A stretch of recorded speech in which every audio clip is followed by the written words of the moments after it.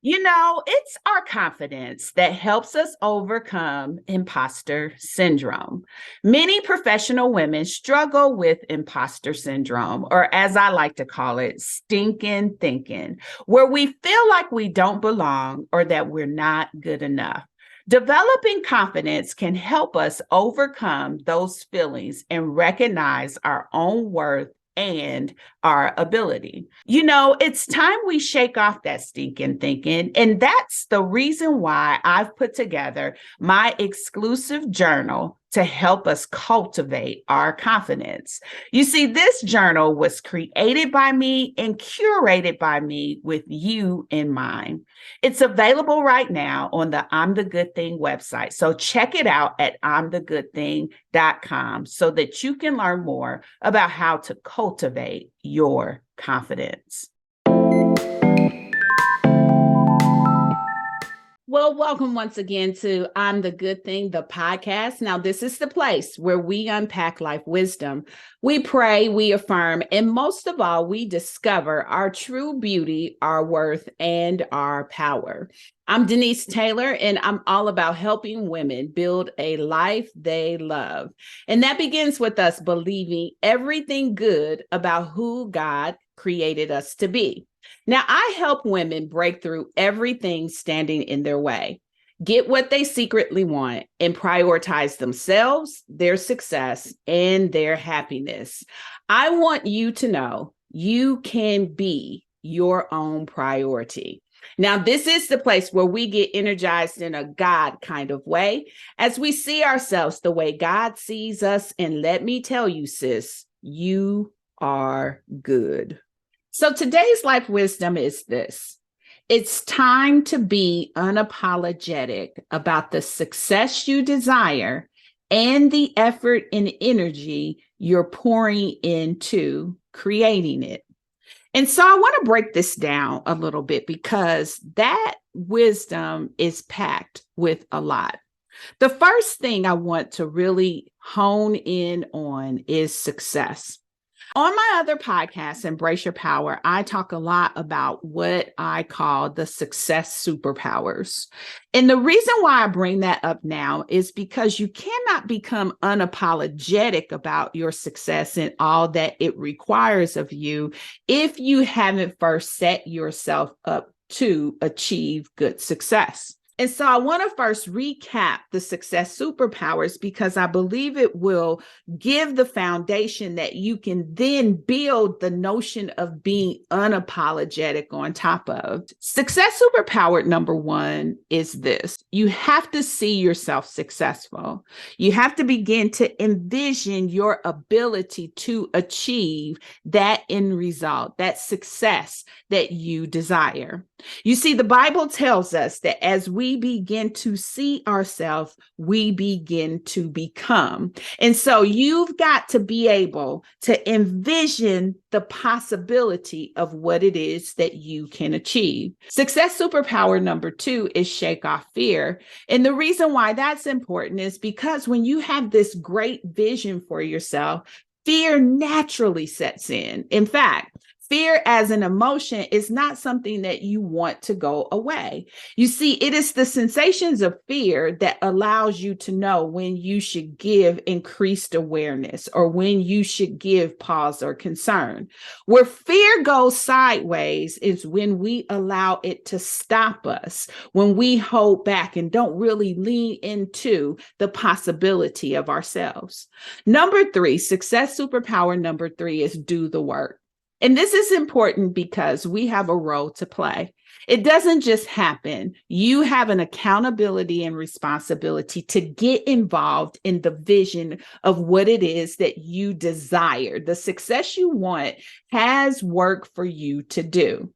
Success superpower number four is take care of you. It's so important that you do that. The mantle of greatness is big. In fact, it's heavy. And if you don't have a good strategy for taking care of yourself, it'll take you out. Success superpower number five is hold fast to your faith. And that's important because when we face days of contradiction, we need to be able to rely on our faith. So I wanted to just recap that because oftentimes we don't have an appropriate foundation for the success that we are looking to achieve. And you cannot become unapologetic about success if it's not on a firm foundation.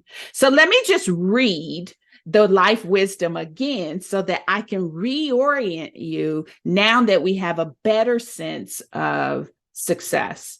It says it's time to be unapologetic about the success you desire and the effort and energy you're pouring into creating it.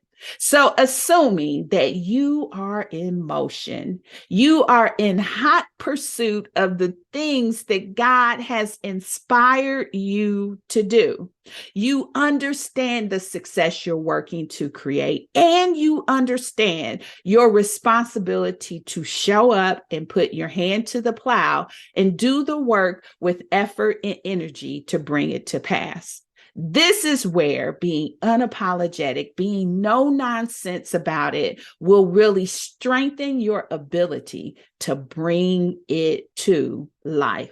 Your success comes to life when you really become ruthless with your distractions, when you really hold your course. And so here's a few things that I will layer on that will create this unapologetic perspective about the things you're pursuing. You got to stop making excuses. We often give ourselves outs. Outs for doing the work, outs for rehearsing, outs for practice, outs for doing research, outs for understanding what all is involved. We make an excuse which gives us an out. Instead of leaning out, I want you to lean in and go deeper with it. Be unapologetic about what it is that you need to know and do to bring your vision to pass. The second thing is to stop playing small. You see, when we start conceiving how big it is that we want to accomplish, we get scared. We start wincing down that which we have a desire to achieve. We rationalize it away. We apply a lot of logic and reason, which makes us begin to play small. I want you to lean in to being so audacious, so shamelessly audacious with what you're asking for and want to do. That's unapologetic. Stop holding back. Give it your full effort. Be all in with what it is that you're trying to accomplish. You see, an unapologetic person lets nothing stand in the way between them and what it is they're trying to do. And so when you find yourself wanting to hold back, you have to lean into showing up for you. And then finally, stop accommodating your distractions. One of the valuable commodities that we all have is time. We allow so many distractions to disrupt our ability to make the best use of our time. And so, if you have that firm foundation of success, you can absolutely layer on this perspective of being unapologetic on top of it. And when you do, you'll accelerate your success. You will start to see things happen for you quickly because of your diligence and your willingness to hold your course. You are truly created to not only be successful, but you're created to do it unapologetically. Thanks for connecting with me today. If this was a help to you, apply what stood out most to your life. Now, if you're ready to make yourself a priority, get what you secretly want, and experience success on your own terms, I invite you to book a call with me. You can access my calendar at www.callwithdenise.live to see how I can help. Now, be sure to subscribe so you can meet me here next time and share this with someone else. Keep seeing yourself the way God sees you. After all, you are the good thing. And check out imthegoodthing.com for all sorts of good stuff. And I'll see you next time.